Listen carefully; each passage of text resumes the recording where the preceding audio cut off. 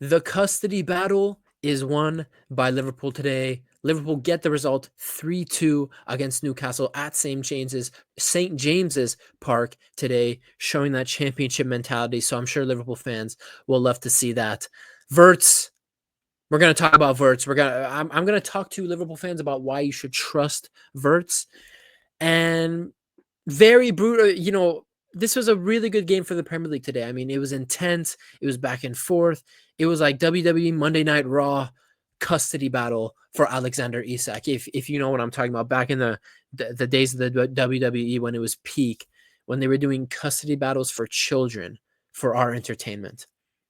I loved the WWE back in the day. That's just crazy. But today we had our own Premier League WWE custody battle, the Battle of Isak. The court, the judge rules in favor of Liverpool because Liverpool get the win today 3-2. But Newcastle will be very annoyed because they should have won this game today. Let's talk about it. They should have won this game today.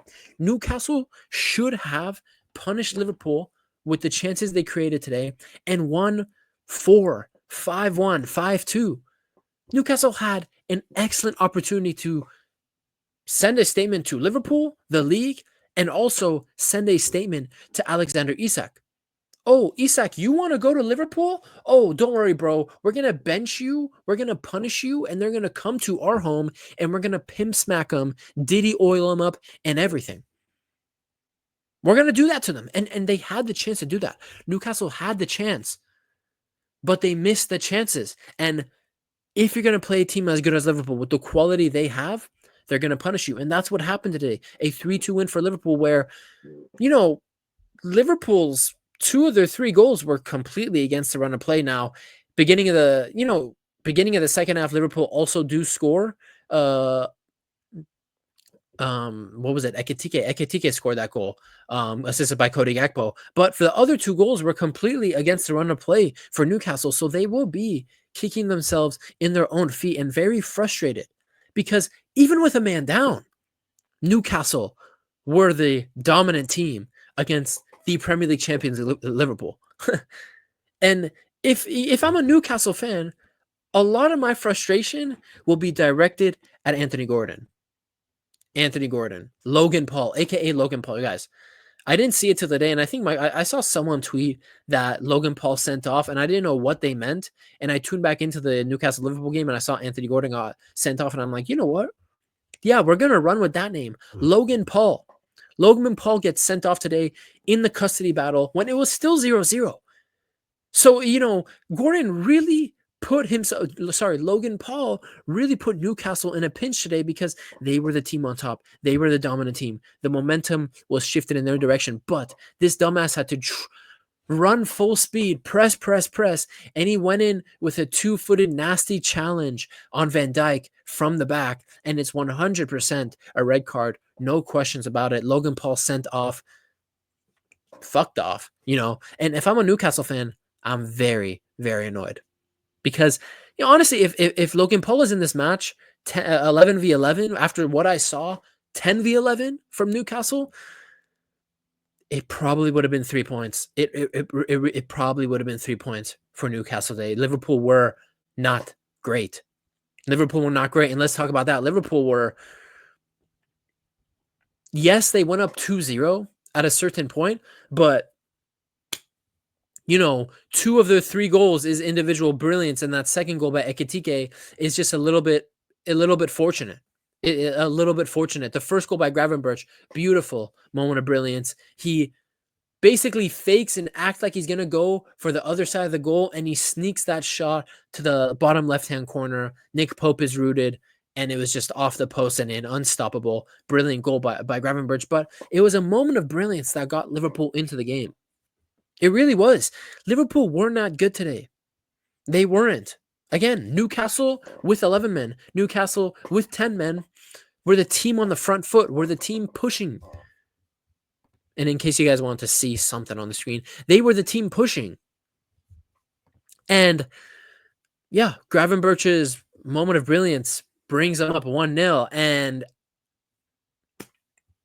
yeah, That's Liverpool for you. Now, that's why I'm paying a lot of attention to Liverpool this season, because with all these quality players they have, you can expect moments like these. But I don't know. It's only 2 games, and technically Liverpool have 6 out of 6 points right now. They're up there tied on points with Tottenham and Arsenal, but a Liverpool fan can't tell me that they are confident that they're going to go back to back in the league.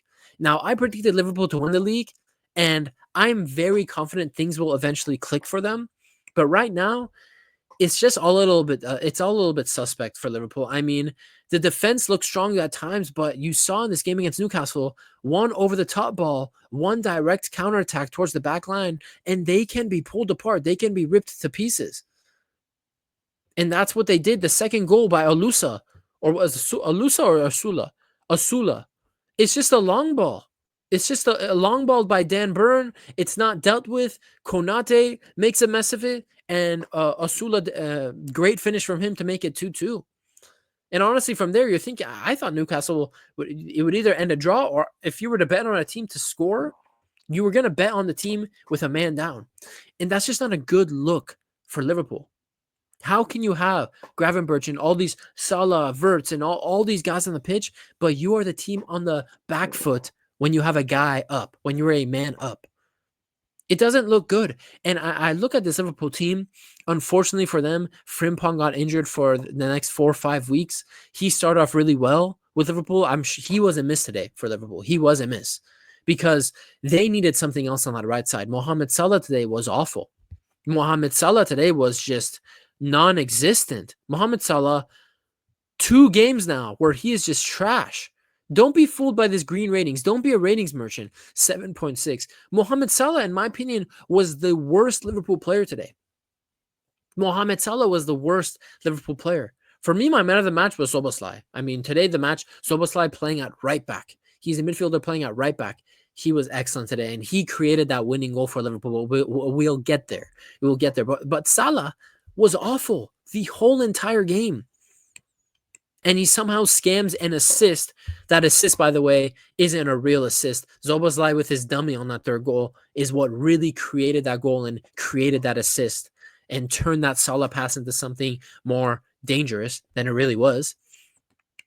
But Salah was horrible. Ekitike was doing his thing, not really getting much surface because Liverpool were on the back foot. But when he got his chance, he put it away.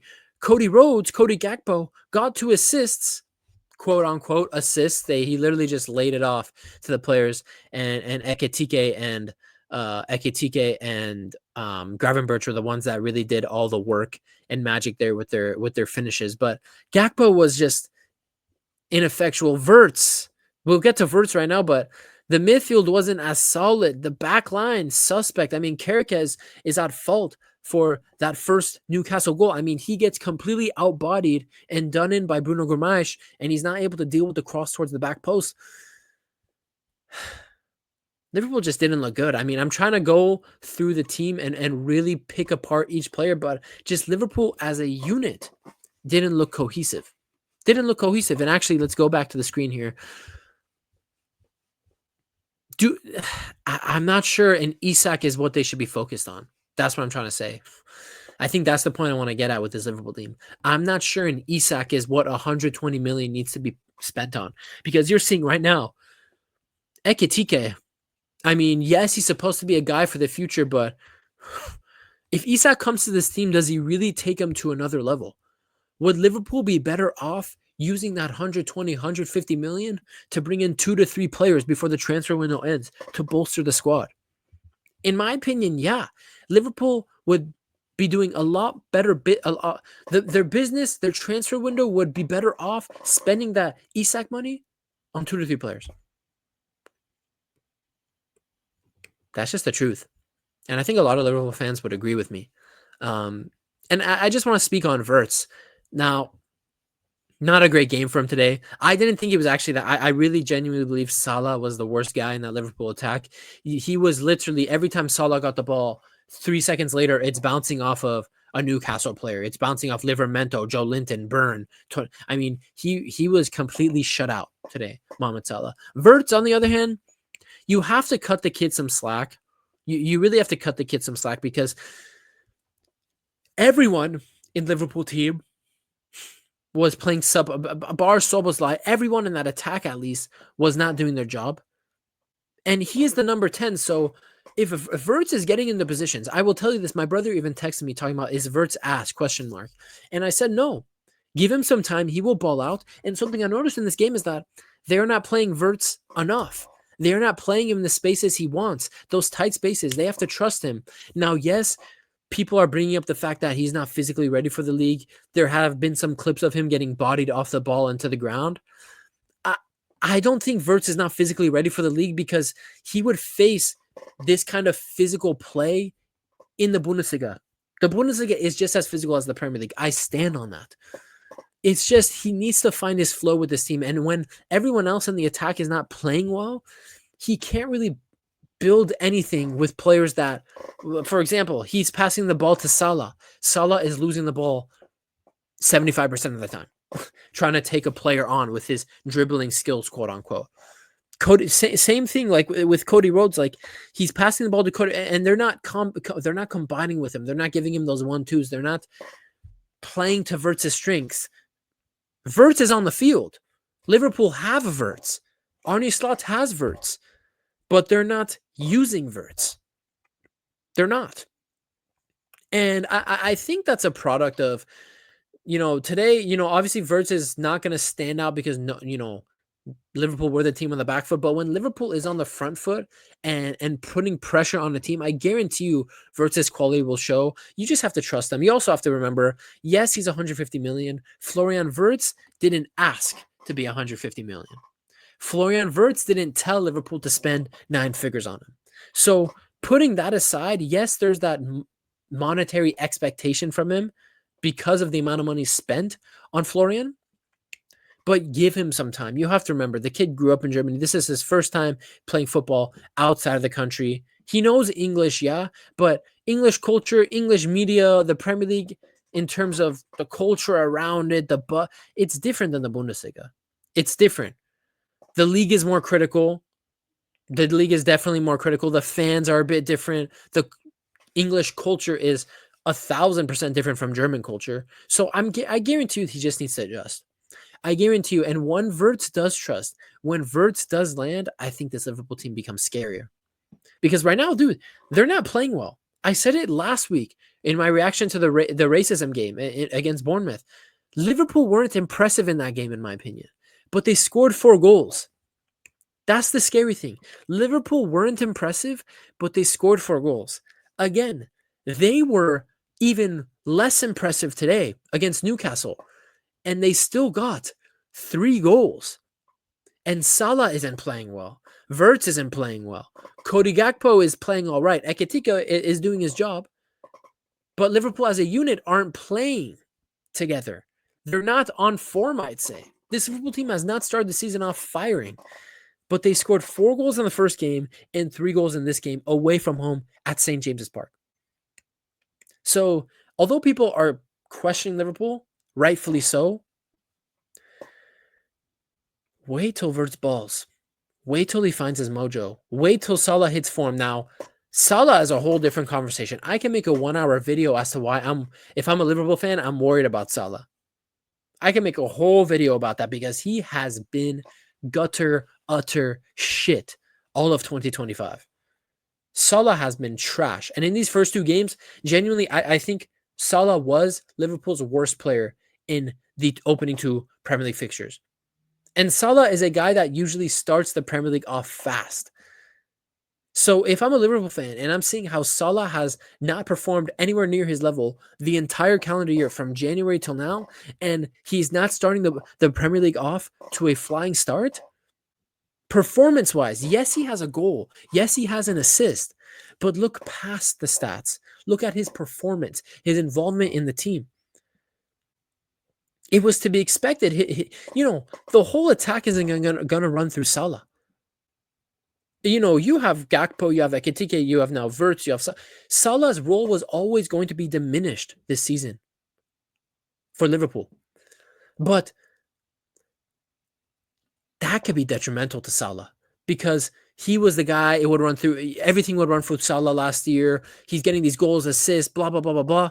He needs to be involved in the play to do something. Salah needs goals and assists to have a good performance. When he doesn't have a goal and an assist, he typically doesn't have a good performance. And we have 8 years of Mohamed Salah in the Premier League to back this up, which is why people have those conversations about Hazard versus Salah, blah, blah, blah, blah, blah.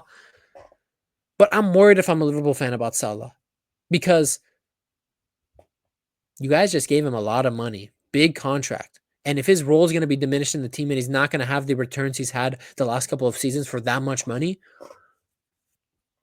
is keeping Salah worth it? That's another question that we need to ask ourselves. Newcastle lose today 3-2 to Liverpool. They're going to be kicking themselves. Logan Paul sent off in the Aleksander Isak Custody Battle, and Arne Slot is laughing his way back home with 3 points. It's been your boy Hokage. I'll see you guys in the next one. Peace.